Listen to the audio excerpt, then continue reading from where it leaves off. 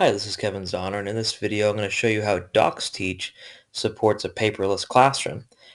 Now, I don't have a fully paperless classroom right now, but I've been toying with the idea for a while and trying to come up with different ways to make that happen. Well, this is one of them. Down in the bottom right, if you find activities, it brings you to a place where you can search them by era.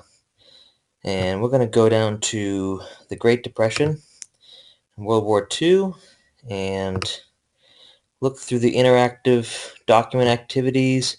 We're going to look at the mapping activity, but I just wanted to show you this one really quickly. It's kind of cool because you can drag the documents, which expand when you click on them, and place them where you think on the scale they belong. Now, for one side of the scale, it's more revolution. The other side of the scale is, whether or not the New Deal is more of a reform. So the students get to visually place on that scale, and the scale tips depending on how many documents are placed, to the left of the right of the fulcrum. It's kind of cool. But back to the map activity that I'm going to show you. My students already did this one. That's why I want to show it to you. And basically, I shared this page right here by using the Google Classroom extension. And what's cool about that is when you first click on the extension, it brings you to your classes. And I shared this with the U.S. History too. And I want to make an announcement. Okay, it usually gives you some choices here, right? Of what type of post you want to make. Maybe you want to ask a question with it or create an assignment, or just push it to the students, to their devices. I'm going to make an announcement, and for this one, I'm just going to write sample. We've already done this. When you post it, this is actually going to send them an email, so they're going to scratch their head and think, what? So let's check it out and see what happened. This is the actual page. I'm going to refresh it, and we should see the DocsTeach sample post. There it is. Okay, so you can be a little bit more elaborate in an actual situation. But when you click on this particular map activity, what I liked about it is the ability to move around the documents, and the documents were mostly photos, which was kind of cool. Students just start the activity. There's already a few documents placed. They could move those around if they want. If you click details in the bottom right, it gives you the details of the photo, what it's of, and when it was taken, and where, which is the most important part of this activity, where it was taken.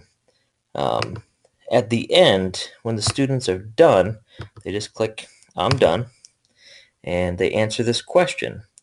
Now the question basically says create a list of various types of jobs you saw in these photographs. For each job, note if it was part of the WPA, CCC, or TVA, the Tennessee Valley Authority. What do you think it was the goal of each of these three programs? Now in here, they're going to type their response. They're going to send this message to me. I actually have them send it to a custom email address where I added a little bit that I'll show you in a few seconds, a little bit to the Gmail address that I have so that I can kind of organize it. I actually have them send it to Zahner K plus DocsTeach at, and then I finish off my institution's domain right there. My normal email address is just Zahner K at, and then my institution's domain.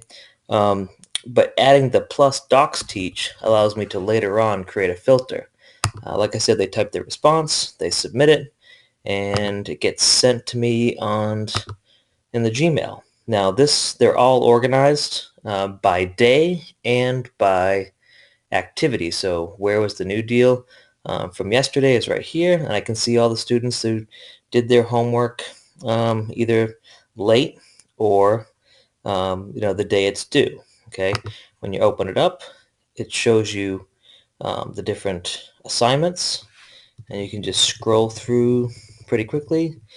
These are all the decisions that they made in terms of placing the documents, and this is the particular response to the question. That's the part that I'm looking at.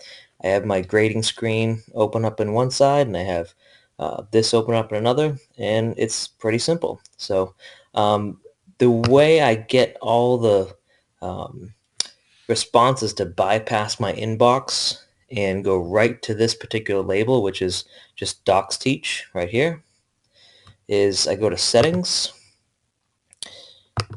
and we go to filters and blocked addresses, and we just create a filter. There's the filter I created with Zoner K plus DocsTeach at Holliston K12 MAUS, right? And I also noted to skip the inbox and apply label DocsTeach, meaning it's going to skip the inbox, anything going to this address, and it's going to go right to the label DocsTeach. What's cool about many email addresses, including Gmail, is as long as you have your username to the left of the @ symbol, it'll read it and send it to it. No matter, it'll just kind of discount what's here, but your filter will read all of it.